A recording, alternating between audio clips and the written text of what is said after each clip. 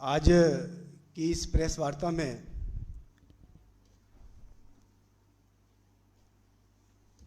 आज की इस विशेष प्रेस वार्ता में आए हुए हमारे सभी पत्रकार बंधुओं का स्वागत है, अभिनंदन है। आज का जो विषय है वो दिल्ली सरकार के राजनीतिक द्वेष के कारण एमसीडी के साथ जो अमानवीय व्यवहार क्यों, ये हमारा विषय है। और हमारे बीच में हमारे भारतीय जनता पार्टी के तीनों वरिष्ठ नेता, हमारे प्रदेश अध्यक्ष, जो जन जन की आवाज़ सड़क से लेकर विधानसभा तक ले जाने का काम, दिल्ली के हर विषय की चिंता करने का काम करते हैं, ऐसे यशस्वी आदरणीय आदेश गुप्ता जी। दूसरे हमारे वरिष्ठ नेता और भारतीय जनता पार्टी की तरफ से जमीन से विधानसभा तक संघर्ष कर रहे और दिल्ली सरकार को जगाने का काम लगातार करने वाले नेता प्रतिपक्ष माननीय रामवीर सिंह जी विधूड़ी, भारतीय जनता पार्टी की वरिष्ठ नेता, दिल्ली से सांसदा और उच्च न्यायालय की वरिष्ठ अधिवक्ता हमारी बहन मीनाक्षी जी, आपको आज इस विषय पे संबोधित करेंगे। अब मैं सीधे निवेदन करूंगा हमारे प्रदेश अध्यक्ष आदरणीय आदेश जी से पत्रकार बंधुओं को संबोधित करें। सभी को नमस्कार। आज की संयुक्त प्रेस वार्ता में उपस्थित हमारे दिल्ली विधानसभा में प्रतिपक्ष के नेता आदरणीय श्री रामवीर सिंह विधूड़ी जी और हमारी नई दिल्ली की लोकप्रिय सांसद प्रख्यात अधिवक्ता बहन मीनाक्षी लेखी जी, हमारे दिल्ली प्रदेश भारतीय जनता पार्टी के प्रवक्ता श्री मोहनलाल गिहारा जी और यहाँ उपस्थित सभी हमारे पत्रकार साथियों, फोटोग्राफर साथियों, भाई और बहनों। आज की प्रेस वार्ता बहुत ही दिल्ली के संबंध में बहुत ही महत्वपूर्ण विषय पर है। कहते हैं कि बड़ा होकर जो बड़ा होता है,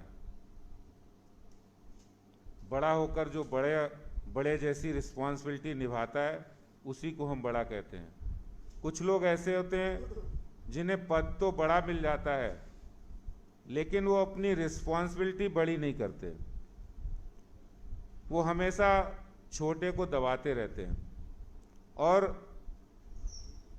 उनके कामों में बाधा डालते रहते हैं। एक कहते हैं कि जब तलवार और सुई, जहां सुई काम आती है वहां तलवार भी नहीं काम आता है। हाँ, हम बात कर रहे हैं वास्तव में आज दिल्ली सरकार द्वारा एमसीडी को पंगु बनाना, उनको राजनीतिक विद्वेष की भावना से उनको काम नहीं करने देना और उनके कामों को में बीच में अड़ंगा लगाना, ये सब दिल्ली सरकार ने पिछले 6 वर्षों में किया है। जबकि दिल्ली नगर निगम की अगर हम बात करें तो जब सुबह होती है, जब लोग घर से बाहर भी नहीं निकलते, सोकर भी नहीं उठते हैं, तो दिल्ली नगर निगम सड़कों पर सफाई कर्मी हमारे तैनात होते हैं, निगम के सफाई कर्मी तैनात होते हैं। प्राइमरी एजुकेशन से लेकर प्राइमरी हेल्थ हो, डेंगू, चिकनगुनिया, मलेरिया को दिल्ली से भगाने का काम हो, वो भी दिल्ली नगर निगम के कर्मी करते हैं। छोटे प्राइमरी एजुकेशन की बात करें तो पढ़ाई का काम, एजुकेशन का काम वो दिल्ली नगर निगम करता है। पार्कों के रख रखाव की बात हो, पार्कों में हरियाली बनी रहे, इसके लिए दिल्ली नगर निगम के कर्मी काम करते हैं। प्राइमरी हेल्थ, जो कॉलोनी के अंदर डिस्पेंसरी है, कॉलोनी के अंदर जो प्राइमरी हेल्थ सेंटर से लेकर दिल्ली नगर निगम दिल्ली के अंदर 10 बड़े हॉस्पिटल भी चलाता है। और ये सब जिम्मेदारी दिल्ली के जनता के लिए होती है। ये सब काम निगम करता है। एक और दिल्ली के मुख्यमंत्री साहब हमेशा दिल्ली के बारे में ये कहते हैं कि हमें मिलकर काम करना है, हम लोगों को एक टीम के रूप में काम करना है।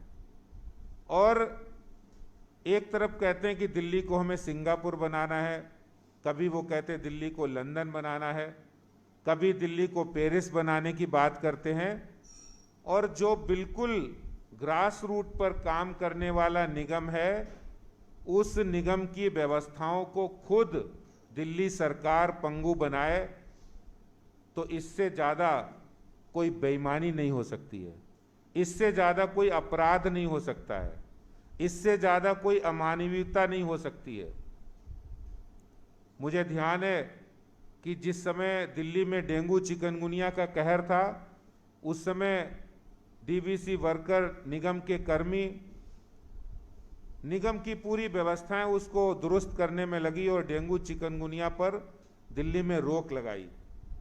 लेकिन जब प्रचार की बात आई, श्रेय लेने की बात आई, तो मुख्यमंत्री साहब अपने घर में गमले में पानी बदलकर इश्तहारों में डेंगू चिकनगुनिया से विजय प्राप्त करने का वो खुद श्रेय लेते रहे।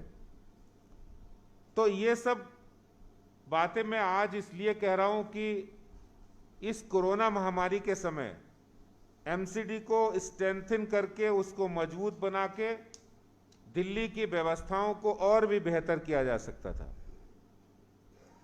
जिस समय 2015 में इनकी सरकार बनी, दिल्ली नगर निगम के 6 बड़े फंड्स में इन्होंने बिल्कुल कटौती कर दी।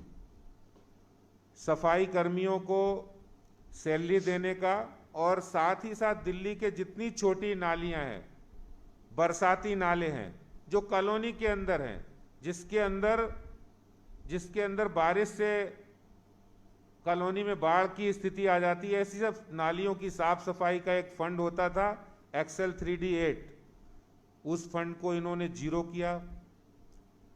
कम्युनिटी सेंटर के रीडेवलपमेंट, उनके मेंटेनेंस के लिए दिल्ली सरकार का एक हेड था, उसको जीरो कर दिया। पार्कों के रख रखाव और पार्कों में डेवलपमेंट का एक फंड था, उसको भी दिल्ली सरकार ने जीरो कर दिया। यहाँ तक कि गांव के विकास के लिए भी, दिल्ली के 360 गांव हैं, उनके विकास के लिए दिल्ली सरकार का एमसीडी की ओर से एक फंड दिया जाता था, उस फंड को भी इन्होंने जीरो किया। और इसके साथ साथ हैरानी होगी आपको कि जेजे क्लस्टर में दिया जाने वाला फंड भी उन्होंने नील कर दिया। और ऐसे 6 बड़े हेड, जिसमें दिल्ली सरकार हर साल पैसा देती थी, फंड निश्चित था, उस फंड को सबसे पहले आते ही केजरीवाल सरकार ने जीरो किया। उसके बाद उनका मन इससे भी भरा नहीं कि ये छोटा संस्था है, इसको कितना दबाओ, फिर भी निगम काम करता रहा, फिर भी निगम ने अपने काम करना नहीं छोड़ा, निगम की व्यवस्थाएं चलती रहीं। उसके बाद इन्होंने निगम की आर्थिक स्रोतों पर प्रहार करना शुरू कर दिया, और जो ग्लोबल शेयर, जो निगम का अपना हक है, जिसका माध्यम दिल्ली सरकार है, लेकिन ये कारपोरेशन के एक्ट में है कि जो पैसे का ग्लोबल शेयर है वो अभी तक 16.5% दिल्ली सरकार के माध्यम से वो एमसीडी को मिलता था, उसमें इन्होंने कटौती की और वो 12.5% कर दिया। लेकिन हैरानी ये होती है, दुख ये होता है कि 12.5% कर दिया, चलो आपने 12.5% दे देते। खुद डिप्टी सीएम मनीष सिसोदिया जी ने असेंबली में कहा कि हम 12.5% कर रहे हैं, उसको भी उन्होंने देने के वक्त 10% किया।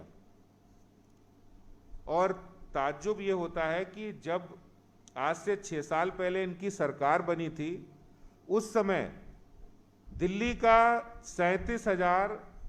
450 करोड़ बजट था, वो बढ़कर इनका 70,000 के लगभग हो गया, 69,000 करोड़ रुपए हो गया। लेकिन एमसीडी के बजट को इन्होंने बढ़ाने की बजाय घटाना शुरू कर दिया। अभी हाल की बात है, पिछले वर्ष इन्होंने वो बजट 6,800 करोड़ से घटाकर 6,828 करोड़ से घटाकर 6,172 करोड़ कर दिया। यानी 656 करोड़ रुपया इस कोरोना पैंडेमिक में भी कम कर दिया, जबकि कोरोना पैंडेमिक में और पैसे की जरूरत थी। निगम लगातार अपने अस्पतालों को स्ट्रेंथन कर रहा था, जरूरत थी लोगों की, रिस्पॉन्सिबिलिटी निभाने का जुनून है।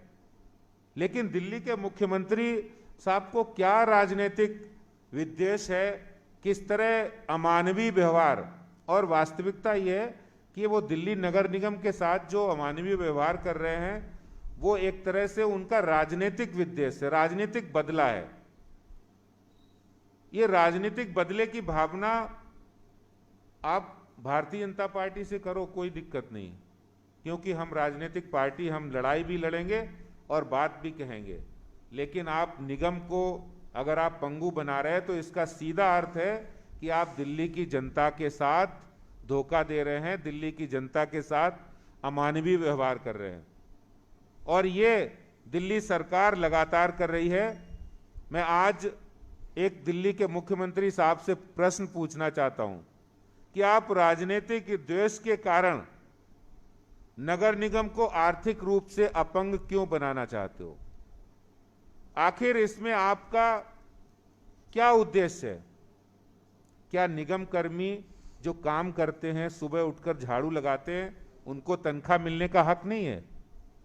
क्या पार्कों में काम करने वाले माली हैं, उनको तनख्वाह मिलने का हक नहीं है? क्या डीबीसी वर्कर जो डेंगू चिकनगुनिया को भगाने का काम करते हैं, घर घर जाकर लार्वा चेकिंग करते हैं, क्या उनको तनख्वाह समय पर मिलने का हक नहीं है? क्या आपने जिनको कोरोना में ड्यूटी देकर टीचर्स को खाना बांटने पर लगाया था, या वो टीचर्स स्कूलों में पढ़ाते हैं, क्या उनको तनख्वाह मिलने का हक नहीं है समय पे? क्या डॉक्टर्स, पैरामेडिकल स्टाफ, ये निगम के जो कर्मी हैं, जो जनता की सेवा में लगे हैं, क्या उनको समय पर वेतन मिलने का हक नहीं है? अगर वो दिल्ली सरकार फंड में कटौती करती है तो इसका सीधा असर निगम कर्मियों की सैलरी पर पड़ता है और दिल्ली के डेवलपमेंट पर पड़ता है। ये दिल्ली सरकार की जो इंटेंशन है, जो राजनीतिक विद्वेष की भावना है, वो साफ उजागर होती है।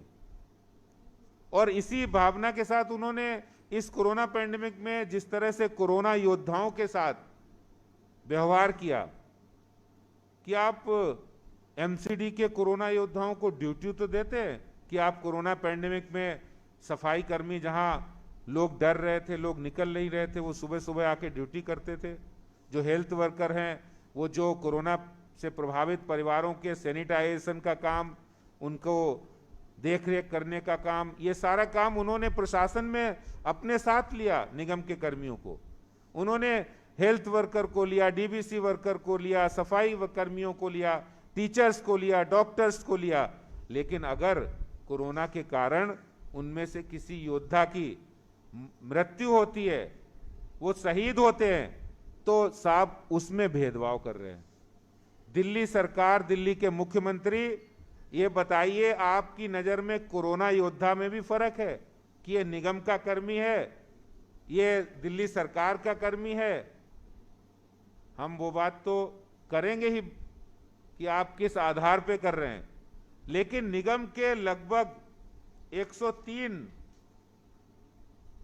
से अधिक, 100 से अधिक हमारे कर्मचारी, निगम कर्मी जो शहीद हो गए, 111 निगम कर्मी शहीद हुए, जिसमें उत्तरी दिल्ली नगर निगम के 57, दक्षिणी दिल्ली नगर निगम के 38 और पूर्वी दिल्ली नगर निगम के 16।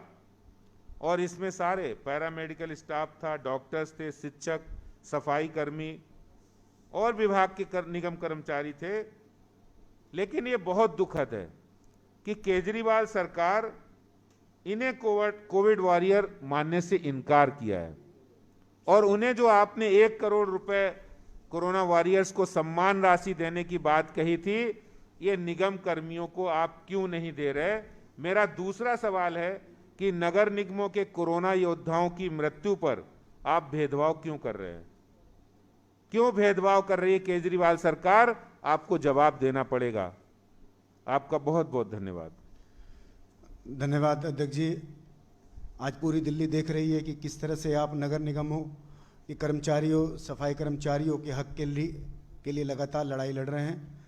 मैं अब हमारे नेता प्रतिपक्ष आदरणीय रामवीर सिंह विदुड़ी जी, जिनका एक लंबा अनुभव है विधानसभा में और एक अपना ही अंदाज है कहने का, मैं उनसे आग्रह करूंगा कि वो हमें संबोधित करें।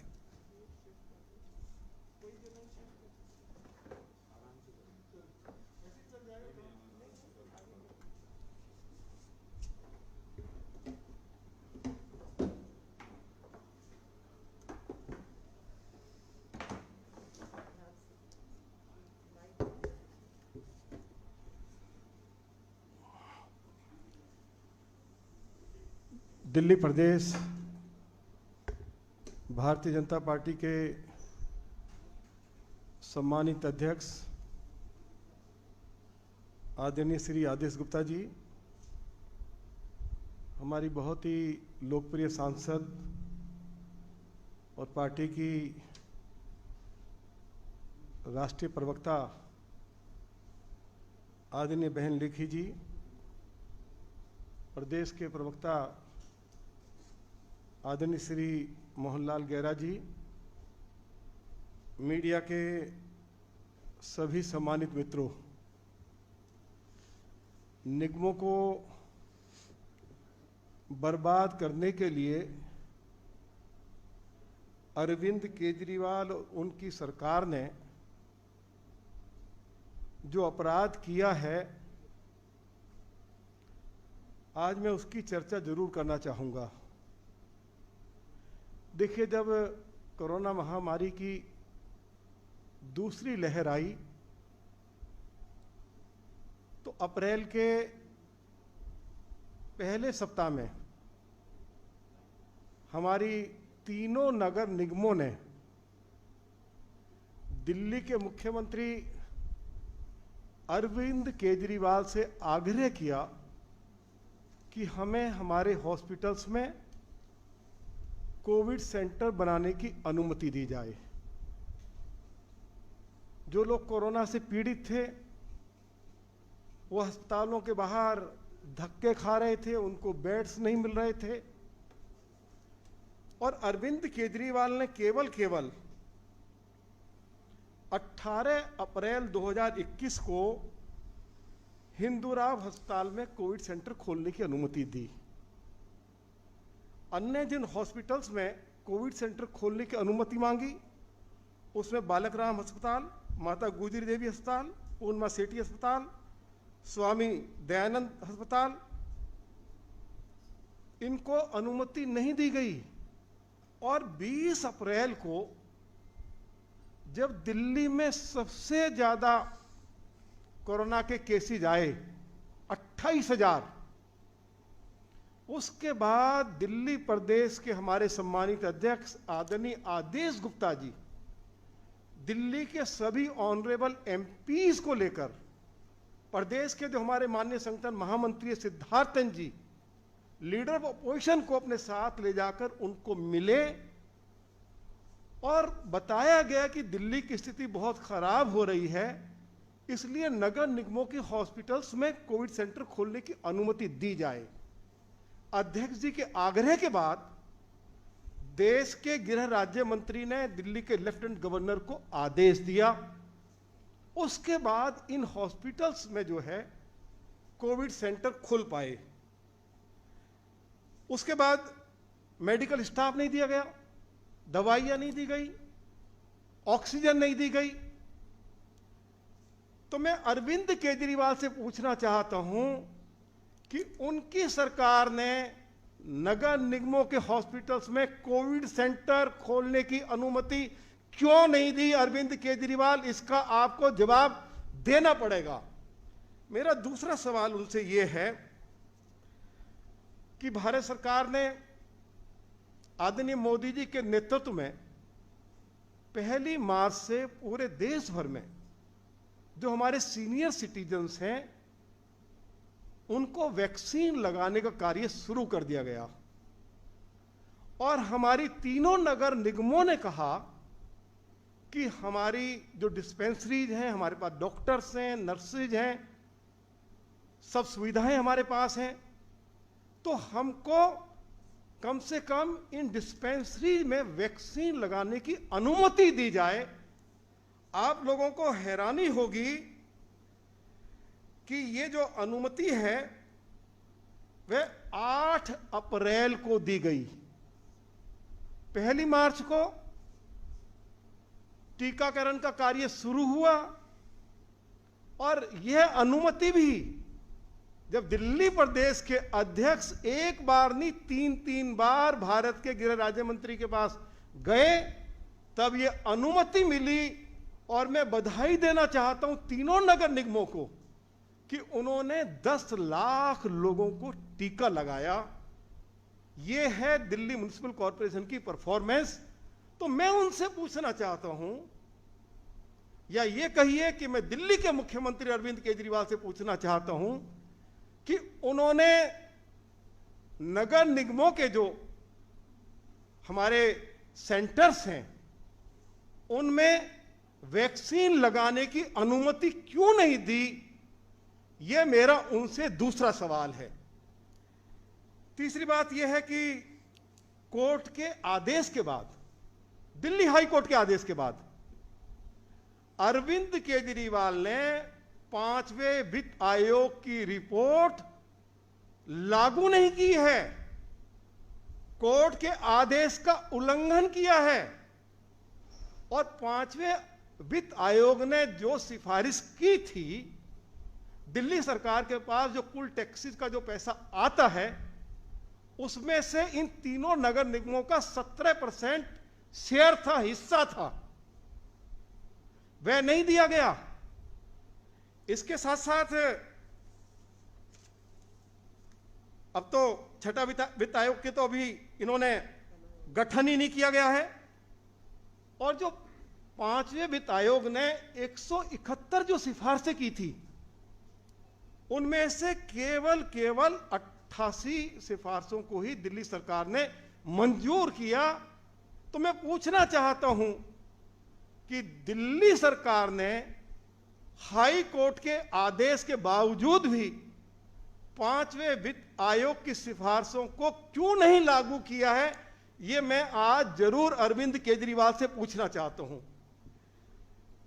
मैं और 2 बातें कहकर अपनी बात को समाप्त करूंगा। देखिए, जो नगर निगमों के कर्मचारी हैं ये बेचारे कोरोना के खिलाफ जंग लड़ रहे हैं, चाहे वो मेडिकल स्टाफ है, चाहे हमारे डॉक्टर्स हैं, चाहे हमारी नर्सेज हैं, चाहे नॉन मेडिकल स्टाफ है, चाहे सफाई कर्मचारी हैं, चाहे हमारे टीचर्स हैं, चाहे हमारे मलेरिया के कर्मचारी हैं, चाहे हमारे हॉर्टिकल्चर डिपार्टमेंट के कर्मचारी हैं। यही सारे कर्मचारी हैं जो कोरोना पीड़ितों की देखभाल कर रहे हैं इस संकट की घड़ी में। ये हमारे सफाई कर्मचारी जितने भी हमारे कोरोना पीड़ित हैं उनके घर के बाहर का कूड़ा भी यही उठाते हैं। और अध्यक्ष जी, 113 हमारे नगर निगम के कर्मचारी कोरोना पीड़ितों की रक्षा करते हुए, उनका सेवा करते हुए शहीद हो गए। और अरविंद केजरीवाल ने यह कहा था कि मैं टीचर्स को, सफाई कर्मचारियों को, मेडिकल स्टाफ को, नॉन मेडिकल स्टाफ को, यदि इनकी मृत्यु हो जाती है इनको कोरोना योद्धा माना गया। लेकिन आज तक अरविंद केजरीवाल ने 113 कोरोना योद्धाओं को, जिनके परिवारों को 1-1 करोड़ रुपया सम्मान राशि मिलनी चाहिए थी, वो आज तक नहीं दी है। तो हम अरविंद केजरीवाल से पूछना चाहते हैं कि आपने इन कोरोना योद्धाओं को या इनके परिजनों को जो 1-1 करोड़ रुपया देकर सम्मान करना था, वह अभी तक क्यों नहीं किया गया है, यह जवाब आपको देना पड़ेगा। और अंत में मैं इतना जरूर कहूंगा कि किसी ने कहा है, सजन रे झूठ मत बोलो, खुदा के पास जाना है। अरविंद केजरीवाल, तुमने इस दिल्ली को बहुत लूटा है, इसको बहुत बर्बाद किया है। ऊपर सबको जाना है, लेकिन ऊपर वाले के यहां तुम्हें बताना पड़ेगा, और ऊपर वाला हिसाब तेरी कमाई का नहीं, तेरे कर्मों का होगा। ऊपर वाले के यहां हिसाब जो तूने लूटपाट किया ना, इसका हिसाब किताब नहीं होगा। जो तुम कर्म कर रहे हो, जो तुम इस दिल्ली को बर्बाद कर रहे हो, ऊपर वाला इसका हिसाब अरविंद केजरीवाल तुमसे जरूर लेगा। यही मैं कहना चाहता हूं। बहुत बहुत धन्यवाद। धन्यवाद नेता प्रतिपक्ष जी। आपने बताया कि किस तरह से कोरोना महामारी के दौरान दिल्ली सरकार पूरी तरह से फेल हुई, और दिल्ली सरकार की वजह से ही दिल्ली की हालात बहुत ख़राब हुए। मैं अब निवेदन करूंगा हमारी आदरणीय सांसद श्रीमती मीनाक्षी लेखी जी, जो जन जन की आवाज़, गरीब मजदूर की आवाज़ को केजरीवाल सरकार के कानों तक पहुंचाने का काम कर रहे हैं। आदरणीय मीनाक्षी लेखी जी। बहुत बहुत धन्यवाद, बहुत बहुत धन्यवाद। मित्रों, मुझे लगता है कि हम सब ये बात बहुत अच्छी तरह जानते हैं कि राजनीति का मकसद सिर्फ और सिर्फ लोक कल्याण है। कोई भी दल हो, कोई भी पार्टी शासन में रहे, लेकिन लोकतंत्र का मतलब ही लोक कल्याण है। कोई भी शासक शासन नहीं चला सकता अगर उसके मन में अंत्योदय की भावना नहीं है, अगर वो उपेक्षित पीड़ित वर्ग तक अपनी सेवाएं नहीं प्रदान करता। और जिस उपेक्षित और पीड़ित वर्ग की बात आज मैं कर रही हूं, उसी के लिए सबसे अधिक काम म्युनिसिपल कॉरपोरेशन करती है। किसी भी तंत्र के दो हिस्से हैं, एक तो लोक कल्याण और दूसरा हर व्यक्ति को कोऑपरेटिव फेडरलिज्म के तहत एक बार सरकार बन गई तो आप उसमें पक्षपात की भावना नहीं रख सकते। अब सरकार में भले ही दिल्ली की जनता ने दिल्ली सरकार में आम आदमी पार्टी को चुनकर भेजा है, लेकिन म्युनिसिपल कॉरपोरेशन के लिए भाजपा को चुनकर भेजा है और केंद्र में भाजपा की सरकार है। किसी भी शासन तंत्र को चलाने के लिए हमें इन दो नियमों का पालन अवश्य करना है, जिसमें कोऑपरेटिव फेडरलिज्म बहुत आवश्यक है। अभी मेरे से पूर्व बिदुड़ी जी ने और आदेश जी ने अपनी बात कही और उसमें सबको अवगत कराया कि किस प्रकार से बजट में लगातार दिल्ली सरकार की वृद्धि हुई है। 37,000 करोड़ से आज तकरीबन 70,000 करोड़ का इनका बजट बना। दिल्ली में इन्फ्लेशन भी हुई, लोगों की संख्या भी बढ़ी और साथ ही जो क्षेत्र है कार्य का वो म्युनिसिपल कॉरपोरेशन का बढ़ा। लेकिन दिल्ली को अगर आप म्युनिसिपल कॉरपोरेशन के द्वारा दिए गई सुविधाएं, सेवाओं का मौका नहीं देंगे तो क्या आप दिल्ली को एक अच्छा शहर बना सकते हैं?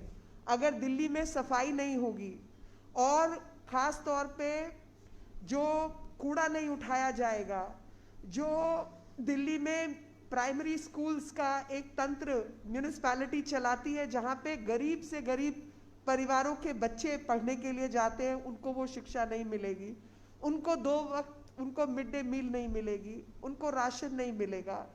और दिल्ली की विधवा औरतें, जितने हमारे डिसेबिलिटी से अफेक्टेड दिव्यांगजन हैं, वृद्ध लोग हैं, उनको पेंशन नहीं मिलेगी। यानी उपेक्षित और मार्जिनलाइज्ड वर्ग के लोगों को अगर आप सुविधा नहीं देंगे तो क्या आप एक अच्छे शासक कहलाएंगे? क्या आपकी सेवाएं उन लोगों को मिलनी नहीं चाहिए? आपको हैरानी होगी कि मैं चाहूंगी पुनीत है तो पुनीत से कहिए वो वीडियो चलाए। आप ये वीडियो देखिए कि विधवा औरतें हैं जिनको पेंशन नहीं मिल रही, बुजुर्ग लोग हैं जिनको पेंशन नहीं मिल रही, ऐसे दिव्यांगजन हैं जिनको पेंशन नहीं मिल रही, इनसे ज़्यादा तो मार्जिनलाइज या हाशिए पर कोई और नहीं है, और ये पूरे समाज की जिम्मेवारी है कि हम इन लोगों की रक्षा सुरक्षा का काम करें। ये देखिए, नहीं ले रहे हैं, उनको जमा नहीं लिया, शुरू में 2 साल हो गए, 2 साल से नहीं ले रहे हैं। मैं जाते गए धक्का खाने, इधर उधर भागे, और जाओ ऑनलाइन कराओ, ऑनलाइन भी कराए, उसमें भी नहीं हुआ। अरे बगा जी साइन कर दिए, बताओ ऊपर जमा करने जाओ, ऊपर जमा करने गए तो मना दिए कि अभी नहीं, आपको निकलेगा तो आंटी बुला लूँगी। फोन नंबर भी लिख लिए, बुलाए नहीं, और फिर अभी तक जमा नहीं लिए। 2 साल हो गए। मेरे आदमी मैं कोठी में काम करती थी, मेरे आदमी बीमार रहती है, मेरे आदमी कोई काम नहीं कर रहे हैं। अब मेरे आप कोठी का काम छूट गया, और लॉकडाउन लगा, 1 साल से जाने नहीं दे रहे, 50 साल उम्र हो गए। कह रहे जे आप जाओ, नहीं आंटी बैठ जाओ, घर में बैठ जाओ, मेरे रोटी खाने के पैसे भी नहीं है, मैं कैसे रोटी खाऊँ। गेहूँ चावल मिलते हैं मेरे को, मगर उसको छोड़ाने के तो पैसे चाहिए। आटा खरीद कर खाऊंगी, दाल चावल का हर चीज़ का घर में तो मेंटेन चाहती है सब कुछ। मेरे है नहीं पास में, अकाउंट भी मेरे खाली है, बिल्कुल अकाउंट में 3000 रुपया था, निकाल कर खा। अब अभी कैसे मेरा टाइम निकलेगा?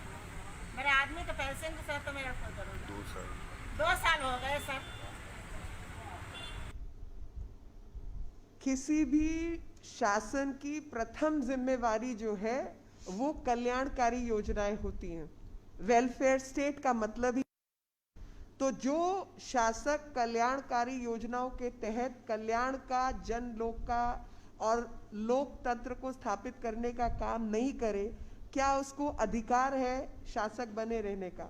ये मेरा एक विचार है, और मेरा ये मानना है कि कोऑपरेटिव फेडरलिज्म के तहत आपका तो बजट बढ़ता चला गया, ऐसा कैसे कि पिछले 7 साल के अंदर म्युनिसिपल कॉरपोरेशन का बजट कम होता गया? आपको लगता है कि जो महामारी दिल्ली में आई और सबसे अधिक मरने वालों की संख्या दिल्ली में है पर कैपिटा के हिसाब से, ऐसी संख्या के बावजूद जितने लोग बचे हैं, क्या म्युनिसिपल कॉरपोरेशन के कर्मियों के काम के बिना रह पाते? म्युनिसिपल कॉरपोरेशन ने अभाव में सबसे प्रभावी ढंग से काम किया है। अभाव में प्रभाव का काम म्युनिसिपल कॉरपोरेशन ने किया। आपको हैरानी होगी कि न्यायपूर्ण व्यवस्था जिसकी हम सब कामना करते हैं, एक दिल्ली का नागरिक होने के नाते मैं न्यायपूर्ण व्यवस्था की कामना करती हूँ कि जो मार्जिनलाइज सेक्शन है, जो हाशिए पे लोग हैं, उनको पेंशन मिले ताकि वो 2 वक्त की रोटी खा सके, उनको राशन मिले ताकि वो 2 वक्त अपना जीवन व्यतीत इज्जत के साथ, मान सम्मान के साथ कर पाए। लेकिन हैरानी की बात यह है कि 5th फाइनेंस कमीशन का जिक्र भिदुड़ी जी पहले ही कर चुके हैं, इसलिए मैं उस बात को दोहराना नहीं चाहती। लेकिन आप सबके माध्यम से एक बात याद जरूर दिलाना चाहती हूँ कि 2012 में जब ये लोगों ने पहली बार अपना आने का राजनीतिक दल की घोषणा की, तो स्वराज नाम की किताब लिखी थी, और उस किताब में अरविंद केजरीवाल कहते हैं कि अगर हम जीत कर आते हैं तो अर्बन लोकल बॉडीज को स्ट्रेंथन करने के लिए, उनकी क्षमता ताकत बढ़ाने के लिए उनको बजटरी एलोकेशन का 20% दिया जाएगा। ये लिखित शब्द हैं, जबानी तौर पर 50,000 बार इसको दोहराया गया होगा, लेकिन जो सच्चाई है वो सच्चाई ये है कि द्वेषपूर्ण व्यवहार के साथ म्यूनिसिपैलिटीज को ट्रीट किया जा रहा है, और वो द्वेषपूर्ण व्यवहार यहाँ पर साफ जाहिर होता है कि गरीब से गरीब तबका, जिन लोगों ने आपको भी वोट दिया, हमें भी वोट दिया, हम भी जीत कर आए और आप भी जीत कर आए, उनके साथ आप अन्याय कर रहे हैं। जब आप म्युनिसिपल कॉरपोरेशन के साथ अन्याय करते हैं, जब आप म्युनिसिपैलिटी के हाथ बांधते हैं, तो 2 लाख पूर्व में जो म्युनिसिपल कॉरपोरेशन के कर्मी रहे हैं, जिन्होंने जी जान लगा के पूर्व में दिल्ली की सेवा की है, आज वो रिटायर हो गए तो उनके पास देने के लिए पेंशन नहीं है, क्योंकि आपने अव्यवस्था पैदा की, और ये एक लंबी अव्यवस्था है जिसमें पूर्व में शीला दीक्षित जिम्मेवार रही और बाद में आपने उसी काम को आगे बढ़ाने का काम किया, और आज उसी अव्यवस्था के चलते हुए दिव्यांगजन, विधवा महिलाएं, सीनियर सिटीजन, जो बुजुर्ग लोग हैं, उन सबको पेंशन भी आप नहीं दे रहे हैं, तनख्वाहें नहीं दे रहे हैं, पेंशन नहीं दे रहे हैं, और जिस स्वराज की आपने बात की थी, आप अपने वायदे से भी वादा फरोशी कर रहे हैं, आप वायदे से मुकर रहे हैं। मेरे को दोहा याद आया बैठे बैठे कि बड़ा हुआ तो क्या हुआ, बड़ा हुआ तो क्या हुआ, जैसे पेड़ खजूर, पंछी को छाया नहीं, फल लागे अति दूर। तो ये मुख्यमंत्री जरूर हैं, लेकिन खजूर के पेड़ के माफिक बड़े हैं, क्योंकि इनके साए में तो दिल्ली की विधवाओं को, दिल्ली के दिव्यांगों को और दिल्ली के बुजुर्गों को कोई लाभ नहीं है, और फल तो केवल इनके एमएलएस के चखने के लिए है, बाकी दिल्ली को उसका कोई उपलब्धता नहीं है। इन्हीं शब्दों के साथ आपका आभार, धन्यवाद। और मेरा प्रश्न जो है वो ये है कि दिल्ली की विधवा महिलाओं के शक्ल चेहरे आपको सोने देते हैं, दिव्यांगों के चेहरे देखकर आप सो पाते हैं, और जितने बुजुर्ग हैं जो बेचारों के आगे पीछे कोई है नहीं, और बच्चों की भी आज कोरोना काल में कमाई बंद हुई पड़ी है, क्या उनको जब 2 वक्त की रोटी नहीं मिलती आपको चैन की नींद आती है? और सिर्फ इसलिए कि सांसद ने फॉर्म पे हस्ताक्षर किए तो आपके एमएलए सांसद से बड़े हो गए, जिसके क्षेत्र के अंदर 10 एमएलए का क्षेत्र आता है, कि आप उस फॉर्म को एक्सेप्ट नहीं करेंगे? एक कोऑपरेटिव फेडरलिज्म के तहत व्यवस्था है, उस व्यवस्थाओं को अव्यवस्थ करने का काम आप लोग कर रहे हैं, और बिल्कुल खजूर के पेड़ की तरह आपको दिल्ली की जनता याद करेगी कि दिल्ली को बर्बाद करने वाला एक मुख्यमंत्री दिल्ली में आया था, जिसको हमने ही जिताया था, एक बार नहीं कई बार, और उसका फल दिल्ली की जनता भी भुगत रही है। बहुत बहुत धन्यवाद माननीय सांसदा जी।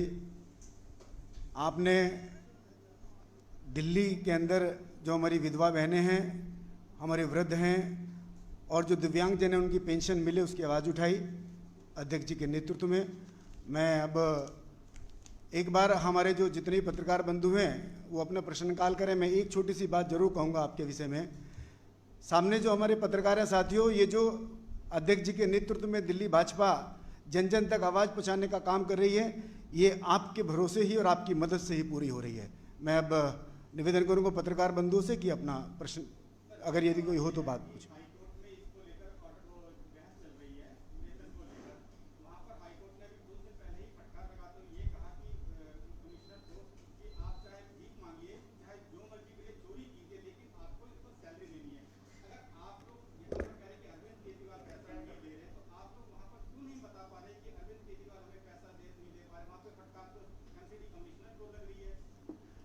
देखिए, आपको ये बात समझनी होगी कि कोर्ट में क्या हो रहा है, तो आपको शायद डिटेल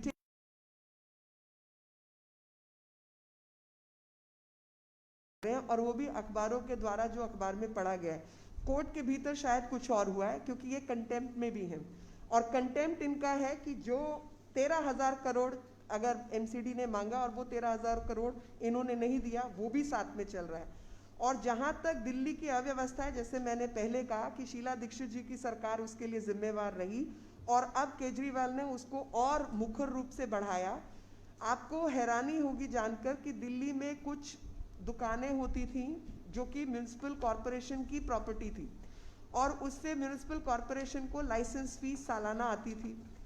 उस समय के अनुसार इन्होंने वो पब्लिक प्रॉपर्टी को प्राइवेट प्रॉपर्टी कर दिया, फ्री होल्ड करके दे दिया। अब उसकी वजह से म्यूनिसिपैलिटी की कमाई भी थोड़ी कम हुई। एमसीडी के पास जैसे एडवर्टाइजमेंट की कमाई है बोर्ड की, आप मोहल्ला क्लिनिक की दीवार पे अपना एडवर्टाइजमेंट चिपकाना शुरू कर दें तो आपने म्यूनिसिपैलिटी को जो पैसे आने थे वो कम कर दिए। उसके पास रिसोर्सेज नहीं है, और पिछले 2 साल में तो कोरोना के चलते किसी व्यापारी के पास पैसा बढ़ाने का, टैक्स बढ़ाने का या बाकी कुछ करने का भी रिसोर्स नहीं है। जीएसटी आदि के माध्यम से जो केंद्र सरकार के माध्यम से बजटरी एलोकेशन दिल्ली के पास आती है, दिल्ली की 5th फाइनेंस कमीशन से लेकर और अन्य व्यवस्थाओं के तहत दिल्ली सरकार की जिम्मेवारी है कि म्यूनिसिपैलिटी को वो चलाए और उनको अधिकार का पैसा दे। जो कोर्ट की प्रक्रिया है, टिप्पणी के ऊपर मैं नहीं जाऊंगी, लेकिन असलियत यह है कि दिल्ली फाइनेंस कमीशन नहीं लागू करने के जुर्मी है, ये बात नहीं करना। 23 फरवरी को हाई कोर्ट का ऑर्डर है कि वो पैसा रिलीज करना है। जो पैसा इन्होंने रिलीज नहीं किया है, और इसलिए ये कंटेम्प्ट में मामला जाएगा और जाना चाहिए, ऐसा मैं मानती हूँ।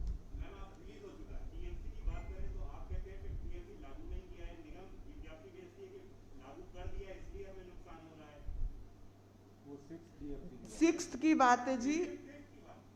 अरे आप सुन तो लीजिए भाई साहब, लागू नहीं किया है और हमें नुकसान हो रहा है, क्योंकि जो स्वराज की बात मैंने आपको बताई थी कि 20% अर्बन लोकल बॉडीज को मिलना चाहिए, ऐसा ये बोलते थे। इसी वायदे पे दिल्ली ने इनको जिता कर भेजा है, लेकिन ये अभी तक 10-12% भी रिलीज नहीं कर रहे हैं। जो बजटरी एलोकेशन है उसमें 12% के आसपास जो अभी बन रहा है वो भी ले देकर ये 10%, 12.5 का भी 10% रिलीज कर रहे हैं, बार बार रिलीज नहीं करते हैं। और एक बात सुन लीजिए, डीबीसी वर्कर हैं, सफाई कर्मचारी हैं, माली हैं, अमीर आदमी होते हैं क्या? उनको तनख्वाह नहीं मिलेगी। देखिए, एक बात मैं आपको बता दूं, जो 5वां वित्त आयोग है उसकी रिपोर्ट क्या कहती है? रिपोर्ट कहती है शिक्षा और स्वास्थ्य का सारा खर्चा दिल्ली सरकार ने वहन करना है, जिसमें बिल्डिंग, वेतन और सारा बुनियादी ढांचा भी शामिल है। ये है 5वीं वित्त आयोग की रिपोर्ट, और इसी को लागू करने के लिए दिल्ली हाई कोर्ट ने आदेश दिया है। मैं दोबारा बता दूं क्या कहा है 5वें वित्त आयोग ने? शिक्षा और स्वास्थ्य का सारा खर्चा दिल्ली सरकार ने वहन करना है, जिसमें बिल्डिंग, वेतन और सारा बुनियादी ढांचा भी शामिल है।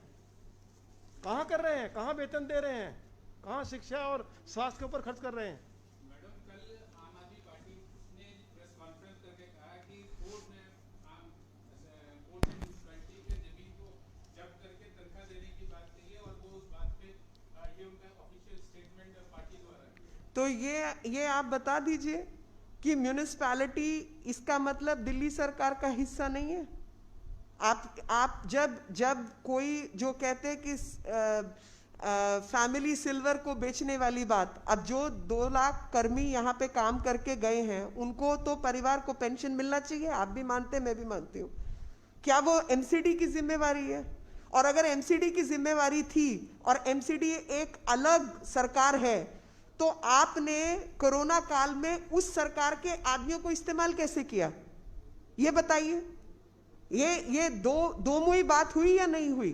जब कोरोना आया तो कौन से सफाई कर्मचारी दिल्ली की सफाई कर रहे थे? क्योंकि वो तो दिल्ली सरकार की जिम्मेवारी थी, वो तो एमसीडी की क्योंकि एमसीडी तो एक अलग सरकार है ना, दिल्ली सरकार नहीं है। आप ऐसा मानते हैं? ये गुमराह करने वाली और फिजूल की बातें हैं।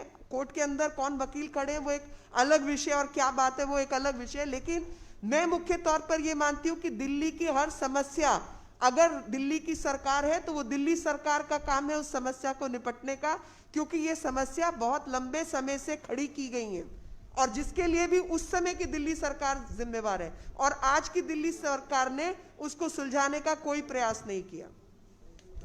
बहुत बहुत धन्यवाद।